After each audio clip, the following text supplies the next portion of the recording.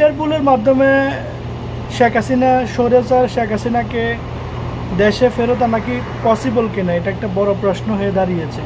ইন্টারপোলের সহায়তা চাওয়া হয়েছে অন্তর্বর্তীকালীন সরকারের পক্ষ থেকে।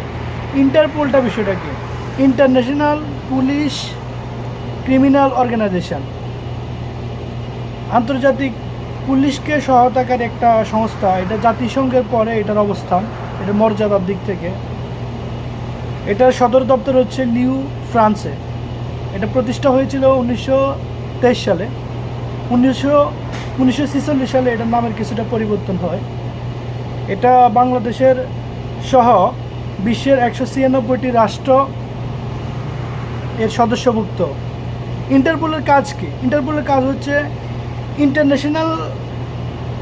ইন্টারন্যাশনাল যে ক্রিমিনালগুলো আছে, আন্তর্জাতিক যে ক্রিমিনালগুলো আছে, মাফিয়াগুলো আছে, সন্ত্রাসগুলো আছে, মোস্ট ওয়ান্টেড যে পার্সনগুলো আছে বিভিন্ন স্বাধীন রাষ্ট্রে, এর সদস্যভুক্ত 196টি রাষ্ট্রে যে মোস্ট ক্রাইমকারী এবং কি মোস্ট ওয়ান্টেড যে পার্সন, যে গ্রেপ্তারকৃত, যাদের ভিতরে ওয়ারেন্ট অ্যালার্ট জারি করা হয়েছে, অ্যালার্ট নোটিশ জারি করা হয়েছে, যাদের অভ্যন্তরীণ রাষ্ট্রে যাদের জন্য গ্রেপ্তারি পরোয়ানা জারি করা হয়েছে, তাদেরকে ফেরত দেওয়া, ওই রাষ্ট্রে ফেরত দেওয়া হচ্ছে ইন্টারপোলের কাজ। ইন্টারপোলকে আদৌ কি আসলে শেখ হাসিনাকে ফেরত দিতে পারবে কিনা, এটা একটা প্রশ্ন হয়ে দাঁড়িয়েছে। ইন্টারপোলের সফলতা কি? ইন্টারপোল আসলে কোনো আসামিকে সরাসরি ধরে দিতে পারে না, এজন্য কিছু ক্রাইটেরিয়া আছে, কিছু কন্ডিশনস আছে, terms and condition fill up করা লাগবে। দেন অ্যারেস্ট করার এবং কি সাসপেকশন করা এবং অ্যারেস্ট করা এবং গ্রেপ্তার করে ওই রাষ্ট্রে হস্তান্তর করা তাদের কার্যবিধির মধ্যে পড়ে। কিন্তু ক্রাইটেরিয়াগুলো ফিল আপ করা মাচ মোর ডিফিকাল্ট, এবং কি বিভিন্ন কন্ডিশন ফিল আপ করতে পারলে তাহলে সেটা দেওয়া সম্ভব। এক হচ্ছে, কোনো রাষ্ট্রে যদি ওই গ্রেপ্তারকৃত, ওই ওয়ারেন্ট জারিকৃত আসামি যদি ওই দেশের সরকার যদি তাকে দিতে রাজি হয়, তাহলে সে তার নাগরিকত্ব যে দেশে, ওই দেশে তাকে হস্তান্তর করতে পারবে। অর্থাৎ শেখ হাসিনাকে যদি বাংলাদেশে হস্তান্তর করতে হয় তাহলে মোদি সরকারের অনুমতি লাগবে। এটা হচ্ছে এক্সাম্পল স্বরূপ আমি বলছি। মোদি সরকার চাইলে সে দিতে পারবে, আনতে পারবে, ইন্টারপোল আনতে পারবে, আদারওয়াইজ ইম্পসিবল। 2 নম্বর ক্রাইটেরিয়া হচ্ছে ইন্টারন্যাশনাল যে আন্তর্জাতিক যে আইন ল আছে, আন্তর্জাতিক যে লয়ার আছে, এবং কি তাদের প্রত্যেকটা দেশের সদস্য লয়ারদের, এবং কি ইন্টারপোলের যে ব্রাঞ্চ প্রত্যেকটা দেশে আছে, 196টি দেশে আছে সদস্যভুক্ত।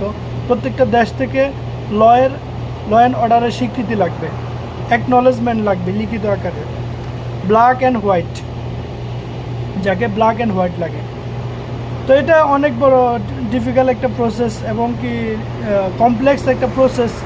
এটা ইম্পসিবল আমি মনে করি। এটা হচ্ছে বড় শক্তিশালী একটা মাধ্যম আছে। 2013 সালে বাংলাদেশ ভারতে যে নাগরিক প্রত্যর্পণ চুক্তি হয়েছিল, প্রত্যর্পণ চুক্তির মাধ্যমে আনাটা সম্ভব হয়। যদি এই চুক্তি এগ্রিমেন্টে যদি চাপ দেওয়া হয়, ডক্টর ইউনূস সরকার যদি চাপ দেয় ভারত সরকারকে, মোদিকে, আমাদের যে 2013 সালে যে প্রত্যর্পণ চুক্তি হয়েছে, দুই দেশের নাগরিকদের, এদেশের নাগরিক ওই দেশের নাগরিক এদেশের যে এক্সচেঞ্জের যে চুক্তিটা হয়েছে, প্রত্যর্পণ চুক্তি হয়েছে, আসামি চুক্তির মাধ্যমে কেউ যদি ক্রাইম করে, চুরি করে, ডাকাতি করে, কিংবা বড় ধরনের আন্তর্জাতিক রাষ্ট্রদ্রোহী কাজের সাথে সম্পৃক্ত এরকম লোকদেরকে, আসামিদেরকে ভারত চাইলে নিতে পারবে বাংলাদেশ থেকে, ভারতের নাগরিক যদি বাংলাদেশে থাকে। আবার বাংলাদেশের নাগরিক যদি ভারতে পলায়ন অবস্থা থাকে, তাহলে সেখান থেকে বাংলাদেশ চাইলে দিতে বাধ্য। এটাকে বলা হয় এক্সচেঞ্জ কম্প্যাক্ট, যেটা 2013 সালে হয়েছিল, আসামি প্রত্যর্পণ চুক্তি।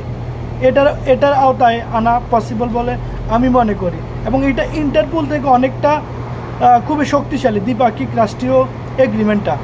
এটা বাংলাদেশ এবং ভারতের যে এগ্রিমেন্ট, সেই এগ্রিমেন্ট অনুযায়ী এটা খুবই শক্তিশালী বলে আমি মনে করি। সে অনুযায়ী যদি চাপ, প্রেশার ক্রিয়েট করে, তাহলে পসিবল আনা।